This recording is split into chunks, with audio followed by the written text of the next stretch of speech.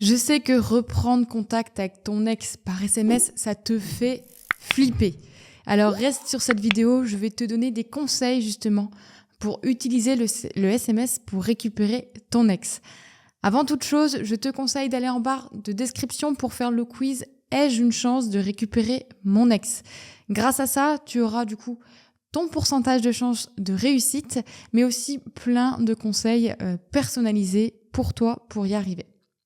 Alors, je sais que ça fait extrêmement peur de reprendre contact avec son ex, que ce soit après un silence radio, que ce soit juste envoyer le message parce que du coup, on ne sait pas si on aura une réponse ou autre.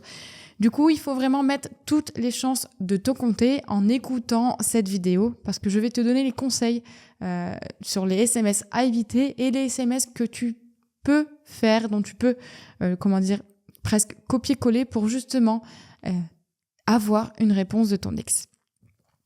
Donc, les choses à éviter par SMS, ça va être de faire beaucoup trop de SMS, d'envoyer beaucoup trop de SMS à ton ex. Pourquoi ? Tout simplement parce que du coup, ton ex va se sentir un peu harcelé et c'est pas forcément bon pour ta reconquête. Le fait d'envoyer trop de SMS montre aussi que tu es trop attaché à ton ex. Tu vas pas envoyer un SMS tous les jours à ta maman. Bah non, parce que du coup, tu es un peu détaché de ta maman ou de ton papa. Enfin bref. Mais du coup, ne pas envoyer trop de SMS, ça va être un bon signe que justement, tu as accepté la rupture et que tu es un peu passé, entre guillemets, à autre chose. Donc la première chose à éviter, ça va être de ne pas envoyer trop de SMS. La deuxième chose, ça va être de ne pas envoyer des SMS beaucoup trop longs. Si tu envoies des SMS, des pavés, c'est des romans, ton ex, c'est dur à lire, ça donne pas forcément envie de le lire. Et nous, ce qu'on veut, c'est que ton ex te réponde et envie et de continuer cette conversation avec toi. Alors, écrire des SMS de 10 lignes, de 20 lignes, ça va être non. Je te donnerai juste après un conseil justement quand tu échangeras un peu plus avec ton ex. Mais écrire aussi des messages trop longs, ça montre que ton ex prend encore beaucoup de place dans ta vie et du coup, que tu es encore un peu dépendant et que tu n'as pas encore accepté la rupture et que tu n'as pas encore tourné la page. On va revenir un peu à la même chose que les SMS beaucoup trop longs. Et le dernier type de SMS, ça va être aussi les SMS beaucoup trop sentimentaux, où tu vas tout dévoiler à ton ex. Finalement, je t'aime encore, tous les sentiments que tu ressens encore pour lui ou pour elle, tu vas tout mettre sur ce SMS. Et ça aussi, forcément, ça va montrer tu n'as pas encore tourné la page, que tu es encore dans le même schéma qu'avant, en gros, que tu n'as pas encore vraiment compris ton ex, ce que souhaitait ton ex et que tu n'as pas avancé dans tout ça. Que du coup, tu n'as pas encore amorcé les changements pour réussir ta reconquête. Et du coup, ça va pas donner l'envie à ton ex de te revoir parce que finalement, ok, peut-être que la rupture, c'était un électrochoc que ton ex voulait te donner, mais finalement, l'électrochoc, ok, il y a eu un électrochoc, mais pas le bon électrochoc qui a amené à ce que tu changes et que tu deviennes une meilleure version pour justement que votre relation 2.0 soit meilleure que la première. Pour le coup, on va plutôt envoyer des SMS pour essayer d'apporter du bonheur à ton ex, essayer de faire rire ton ex, essayer d'être un peu amical avec ton ex. Il faut oublier cette partie où, j'ai vécu avec mon ex, on a vécu beaucoup de choses. En fait, il faut que tu mettes ça de côté, vraiment, pour réussir à avoir la bonne manière de penser, la bonne manière d'écrire avec ton ex. En soi, il faut que tu te dises que ton ex, finalement, c'est de retour, on va dire, une relation amicale que tu souhaites avec lui ou avec elle pour ensuite bifurquer vers de la reconquête amoureuse parce que du coup, tu vas ramener du positif. Ton ex, il t'a quitté parce qu'il ne voyait que du négatif en toi. Là, maintenant, le but, ça va être de rééquilibrer et justement que ton ex te voit de manière positive. Donc, envoyer des messages trop longs, envoyer des messages où tu vas parler que de sentiments, envoyer des messages où tu parlais de la rupture, de messages beaucoup trop souvent, ton ex, il va te revoir toujours de manière négative. Alors que si tu envoies des messages où tu vas faire rire ton ex, où tu vas mettre, pourquoi pas, des petites devinettes, des jeux, où tu vas mettre du cliffhanger, je vais t'expliquer après ce que c'est, où tu vas partager un petit peu tes projets personnels qui avancent, tes projets futurs qui arrivent. Tout ça, ça va montrer que du positif à ton ex. Alors, dans tes SMS, tu peux mettre du cliffhanger. Donc, comme je disais, le cliffhanger, c'est, je vais un peu t'imaginer ça.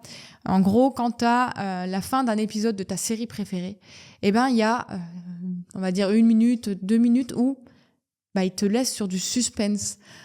Par exemple, tu ne sais pas, voilà, il y a quelqu'un qui se fait kidnapper, mais tu sais pas par qui, est-ce qu'on va le revoir ? Mais voilà, c'est ça le cliffhanger. Tu restes sur ta fin et du coup, tu as envie d'aller voir justement l'épisode suivant. Et ben, c'est ce qu'il faut absolument mettre en place dans tes SMS pour que justement ton ex soit intéressé. Il dit « Ah, waouh, il s'est passé quelque chose, mais je veux savoir la suite. » Alors, pour t'aider, je vais te donner un type de SMS qui pourrait t'aider. Genre, il vient de m'arriver une dinguerie, alors tu peux dire dinguerie, une folie, où je dois te raconter une histoire de fou. Mais ça va donner justement, ah purée, mais qu'est-ce qui lui est arrivé ? Je veux savoir. Ça reste un peu dans le flou, dans le mystère aussi. La deuxième chose que tu peux mettre dans tes SMS, ça va être de jouer avec un petit peu ton ex pour savoir un peu une énigme, avec une énigme, un jeu. Tu devineras jamais ce que je viens de retrouver. Et tu peux mettre par exemple une chaussette de ton ex en photo après. Alors bien sûr, tu ne le mets pas tout de suite, tu attends que ton ex te réponde. Puis tu peux mettre par exemple une photo de ton ex que tu as retrouvée en dessous de ton lit ou quelque chose dans ce genre-là. Mais le fait de faire, tu devineras jamais, ça rentre dans un jeu positif où on attend quelque chose de l'autre et du coup ça va aider ton ex à revenir vers toi parce que c'est pas quelque chose où tu vas lui envoyer tu me manques, j'ai encore envie de toi, je t'aime toujours. C'est un peu plus lourd à répondre et des fois ton ex ne sait même pas quoi répondre finalement à ça.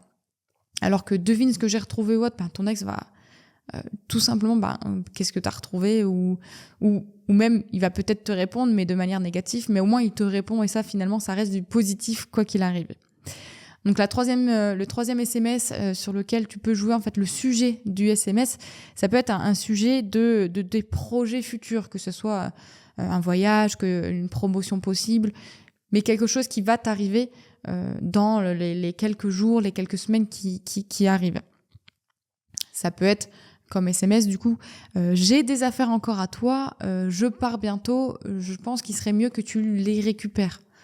Alors le je pars bientôt, ton ex va aussi avoir un peu ce côté, mince, il part où ? Un peu ce côté cliffhanger, où il voudra savoir aussi un peu, ça mélange un peu les deux pour le coup. Genre, il part où ? Avec qui ? Qu'est-ce qu'il va faire ? Qu'est-ce qu'elle va faire ? Et ça pose aussi voilà, j'ai des affaires à toi encore, il faut qu'on se revoie, qu'on se recontacte.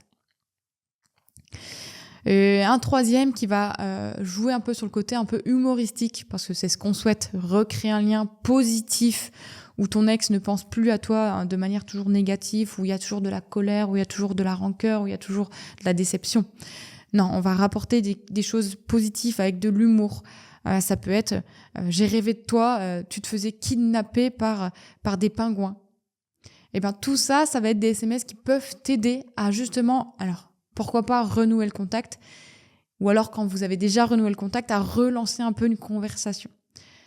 Et le dernier conseil que je vais te donner pour justement ne pas rentrer dans des SMS beaucoup trop longs, beaucoup trop nombreux et trop sentimentaux quand tu reprends justement ce contact avec ton ex, ça va être d'utiliser le SMS miroir. En gros, tu vas répondre à ce que ton ex t'envoie de la même manière, de la même, de la même longueur, avec les mêmes émoticônes si ton ex en met, les mêmes emojis, avec le même ton que ton ex va emprunter dans son SMS. Comme ça, tu es sûr de ne pas faire d'erreur et de ne pas envoyer trop de SMS, trop longs, ni rien. Voilà pour cette vidéo, j'espère que tu l'as appréciée.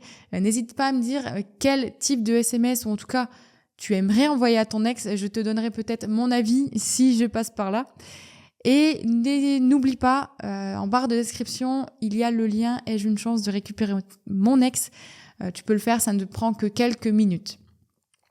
Sur ce aussi, abonne-toi à la chaîne pour avoir encore plus de conseils.